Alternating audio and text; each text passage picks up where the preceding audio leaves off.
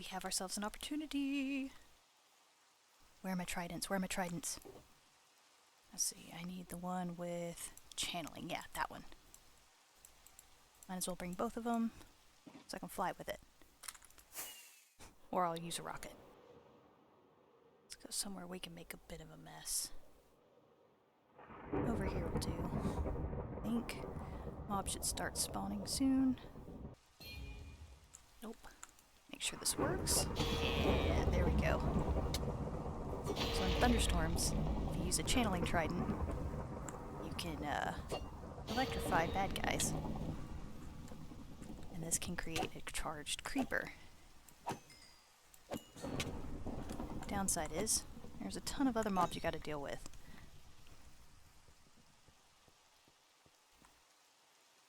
Come here, Mr. Creeper. Oh, not too close though. Now, charged creepers are very volatile. They make huge explosions way bigger than regular creepers. But, in the right conditions, if you explode them near another mob, you can get their heads if it's a zombie, a skeleton, or another creeper. Whew, they do some damage. But it worked! Yes, we got ourselves a zombie skull. Skeletons we can get from the deep dark. So I'm not going to worry about getting them. There's our opportunity. Alright, just gotta get rid of the spider. Hopefully lure the creeper. Oh good, we're going to pick up every other mob known to man on the way. Let's get rid of the zombie since we already have his head. Spiders don't drop heads, so they're useless to me. Come on. No, no, no, no, no, no, no, no, no. That's a little close for comfort. Spiders are getting on my nerves. Here's that other creeper.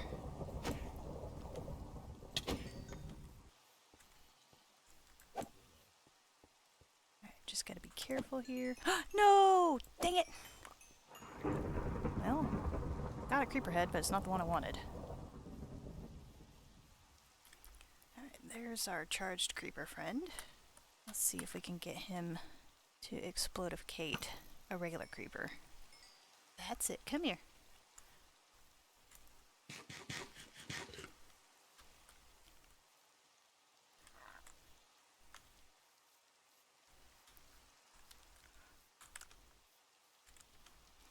Now comes the loop-de-loop and hopefully not attract any other mobs in the vicinity.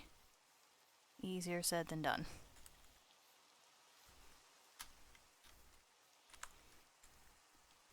Come on. Let's go. Not you, zombie. Do not need you. Alright, come on. Oh, no, wrong creeper, wrong creeper! No! Oh. I think my opportunity's passed. Darn. No more thunderstorm. Well, we get a zombie head and a charged creeper head. Wasn't the one I was going for, but I'll take them all the same. Hello there. Sithbelle here with another episode of Sithbelle Survives. I've done a wee bit of work off camera, getting this retaining wall at least started. And it's not much, but I think I like how it's going. I particularly like how the stone kind of breaks up the brick texture over here. And just need to do a wee bit of tweaking on that. And then just get it around the outside of the island. Yeah, I think that'll work out nicely. It'll give us some structure and make everything make a bit more sense. I think I'm going to add a third retaining wall around the bamboo and sugarcane farm to kind of wrap around here so that this cliff makes a bit more sense as well. I haven't decided if I want to do it around the back or not because I kind of like this being a bit more wild, but we'll see. I do want to eventually have farms down here, so maybe we will do it. But that's a long-term project that's going to take a while, along with the rest of the landscaping.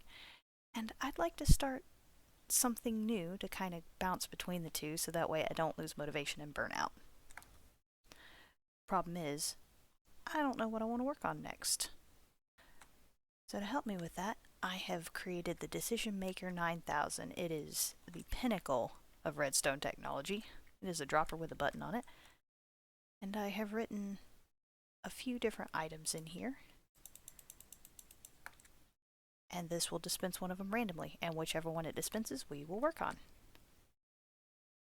So let's see what we're going to do. Oh!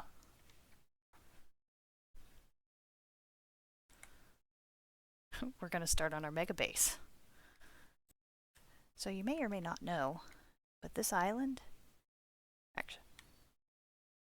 So you may or may not know, but these two islands are actually not my planned base for this area. This is just my farming district and my starter house. I actually have big plans on what I want to do for a much larger place.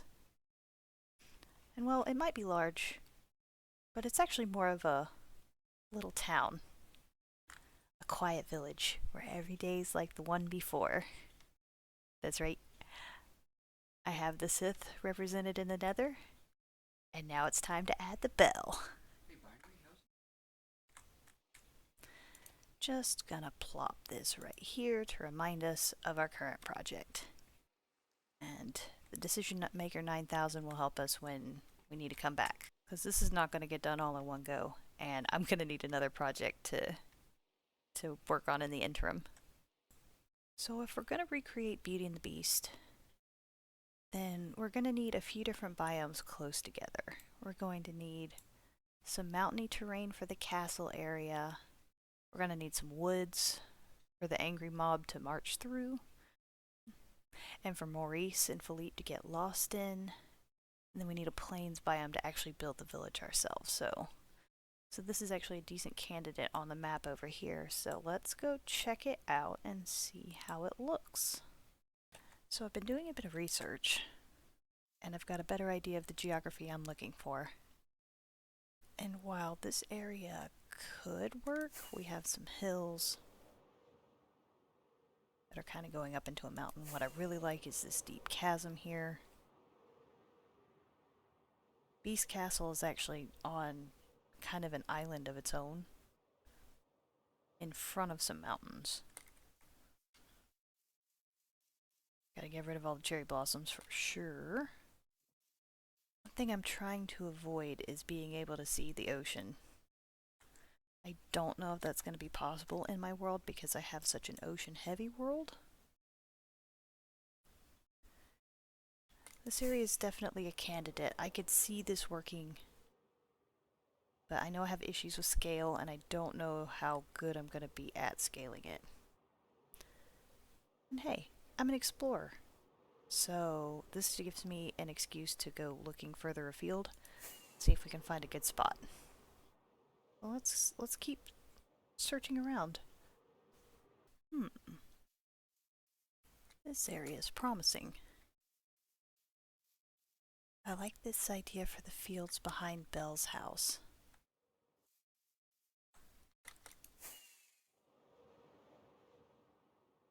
We've got a bit of forest.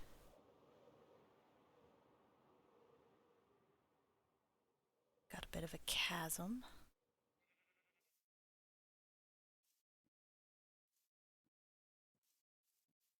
We've got lots of mountains. Maybe too many mountains.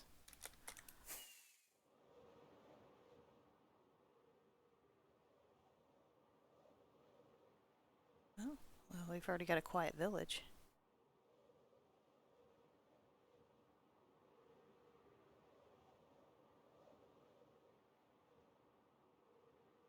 Oh, this is interesting.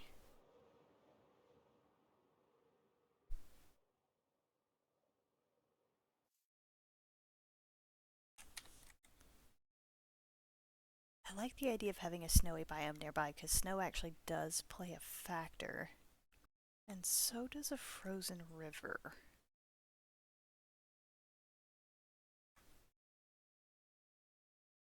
This is plenty of space for an actual village. I'm okay with it either being in a spruce forest or a regular plains.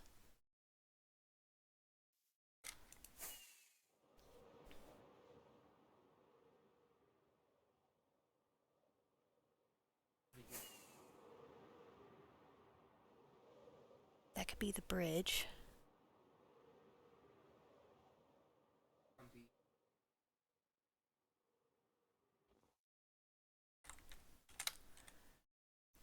So that could be the bridge over the chasm.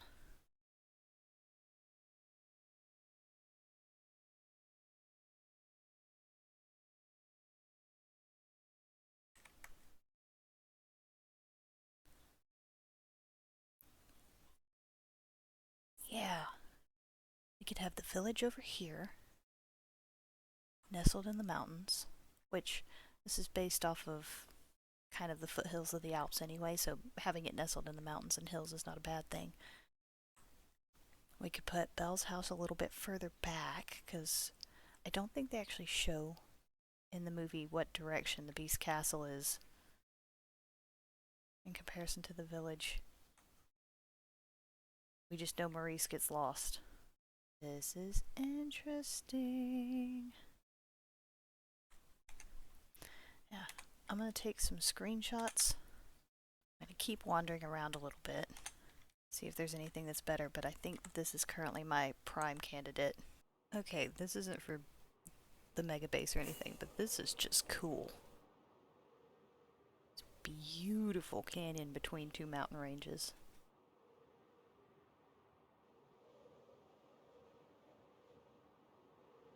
Huh. Well, that's just an igloo on the side of a mountain.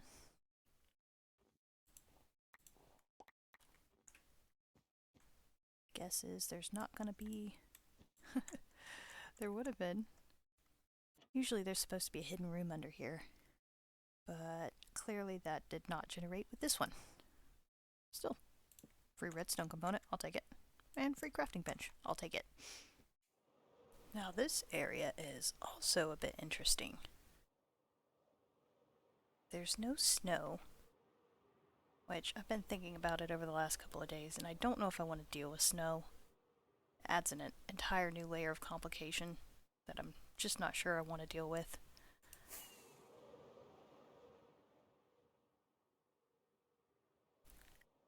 But I do really like kind of this area here, where we've got this lovely little elevated area. And then we also have this area over here, the nice river. And then we've got this huge plains area over here, complete with, well, another little town, which we could make work. In fact, looking around here, I think this entire basin would be kind of a fun area to build. If we change our mind at the beast location, we can always change the direction rather easily. In fact, there's a really cool mountainy area over here, which I really like. Yeah.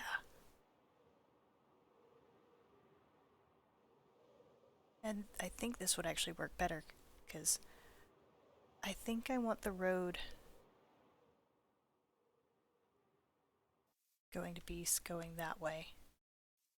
We can have Belle's house over here, going up the hill. It's going to need a lot of terraforming because it's a bit of a hot mess. Add some trees, do a bit of work. But yeah, I think I like this area. I think this might be my winner. I do really like the snowy area though. In fact, I don't think this is a decision I'm going to be able to make this episode. To give you an idea, they're basically on literal opposite ends of the earth here. This area right here is on the westernmost part of the border, and the area we were looking at before is over in this area. Honestly, I think it's going to be the lack of snow that ends up winning this for me, with this area over here. But I'm going to take some time to think about it and probably have a decision for you on the next episode. In the meantime, let's get back to the starter island and continue working on that a little bit, shall we? So I was flying home, and this is actually territory I've already explored. But I found this area, and it's pretty cool too. Probably a little too close to the ocean. But I do like it. I still think I like the other area better, but it's worth thinking about. Alright, that's enough exploring for me today. I'll do a bit of pondering between episodes to figure out if that one spot we went to is where I want to build. I think it is, but I just want to spend some time on it because that's going to be a big project and I don't want to just jump in all willy-nilly. But for now, I want to return to a project that I was working on at the beginning of this episode, which is this lovely wall here. And so one of the blocks that I need more than anything is mossy stone brick.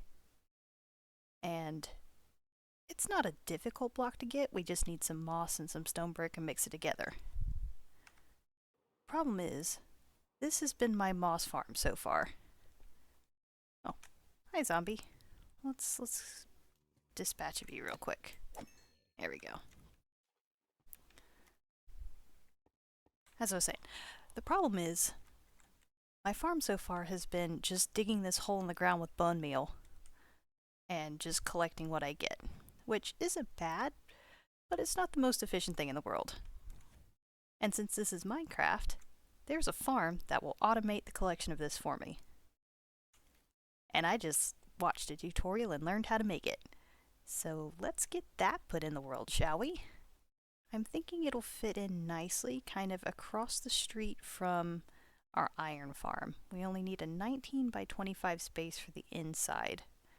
And it's going to be probably 10 or 12 blocks high, depending on how I configure it. So it's not the biggest farm out there. I think this guy is actually maybe a bit bigger. I don't know. Again, I have issues with scale. So, but anyway, I'm going to build it in this area right here, so it's in the spawn chunks. And what's really awesome is that it's self-sustaining. So once I get it started, I can just let it run and it'll collect for me, just like our iron farm does. So let me gather some materials real quick and I will get back with you. Alright, we are in the spot where I want to build the farm. And we have all the materials for the farm. Let's see if I can whip this up and make it work. Cue that beautiful time-lapse footage. So to start off with, I decided to make a great big hole, because I didn't want it to be too tall compared to the iron farm next door. I want to have some variation in heights and stuff, so I thought it'd be better dug into the ground a little bit. I started off with 3 deep and then decided to go 1 more, so it's 4 deep. In hindsight, should have made it 5, and then I prettied up the walls. But now we're ready to actually build the farm itself. I followed a tutorial from Mr. Bear Buns, I believe his name is. Anyway, the tutorial will be linked in the description below, so if you want to follow along, you can. It's a very straightforward farm. He did a great job. At this point, I realized that I built the wall wrong on one side, so I had to add a little bit of extra in there. And it's a pretty straightforward farm, all things considered. It uses the stone generator mechanism and pushes the stone out into the center where it goes over a moss block that is bone mealed, which generates more moss, and then the stone pushes it, breaks it, and then it gets flushed down into a little catchment below. It's a pretty simple farm. A lot of redstone though. I did pretty well, all things considered. You know, I usually mess up on the counts and everything, but the only really mistake that I made was right here, where I put the deep slate in the wrong spot for the stone generator, and had to tear that down real quick and reapply it. But hey, that was only 2 rows of 7 blocks, so I messed up 28 blocks in total, which is less than half a stack, which might be a new record for me. I'm pretty happy. And then I had to fill in the water for the stone generators, which ended up being more of a task than I thought it would be because the stairs didn't work like I thought they were going to. So I had to place each block individually. Not a big deal though. And then the lava goes in to make the stone, and we run the etho hopper clock down there to get a nice pad. And then underneath that, I put some frog lights for a little platform so that the moss doesn't fall down through the farm. And then we built up this little trapdoor floppy thing for that holds back the water, and it flips back and forth every once in a while to flush the moss that we create down into the catchment area. And here's a little bit of redstone voodoo that I kind of understand, but most I just copied. And then poof, a moss farm. It's working. This thing is pretty cool. So here it is in a bit more slow motion so you can actually see the farm functioning, not sped up a whole bunch for time lapse. It's very simple in theory, but genius in practice. So the last thing we need to do is we need to find a way to actually pick up these little guys over here. And I'm not going to do that on camera because it's going to be wonky as all get out. So I'll just come back when I have it built. Okay, I've made a bit of a mess. So we've got our catchment system set up over here. And it goes up into this water stream, which goes into our item filter here. And then any of the excess stuff, which there will be lots of excess stuff, will go into these 3 composters, which will be fed into this dispenser. So the farm will be self-sustaining eventually, which is pretty neat. The one thing I haven't done yet is actually test to see if all of this works together. So let's flip this lever here and see if this works. So we've got stuff coming up, it's going in, and it's getting filtered. So not all of it is going to make it into the filters, and that's okay because you can see we get several items per each wash. So I don't mind about half of it going into the composters. Alright, let's check in here and see if we're getting anything yet. Yep. So these haven't made enough yet. But the moss is going in, and that's the one that matters more than any of them. I think this might actually work. It is ugly as sin, but we can always cover that and make it a bit prettier. Now I've just got to attach the composters to the dispenser and dropper down there, and we can call this bad boy done. I did some redstone. It's alive. This thing is working a treat. Even if it's not the most aesthetic farm I've ever made. It's just so satisfying to watch everything. I had an issue with this area down here. The glow lichen didn't work like I thought it would, so I had to use the double sign method, which that seems to have resolved that issue there. And I got the composters working. So now when there's excess, you can hear it going through. Oh, got a grass block there. Let's wait for one of these to spit out. Man, that thing is so fast I'm not even seeing it.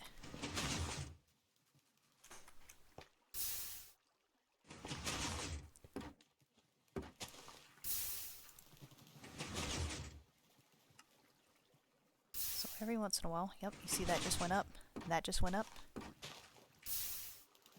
That means the bone meal is being passed along through the ice, through this little chain here, and up in here. Oh, this is so exciting! And this farm is insane. I've been running it for a minute, maybe? Definitely less than 5 minutes. We already have that much moss.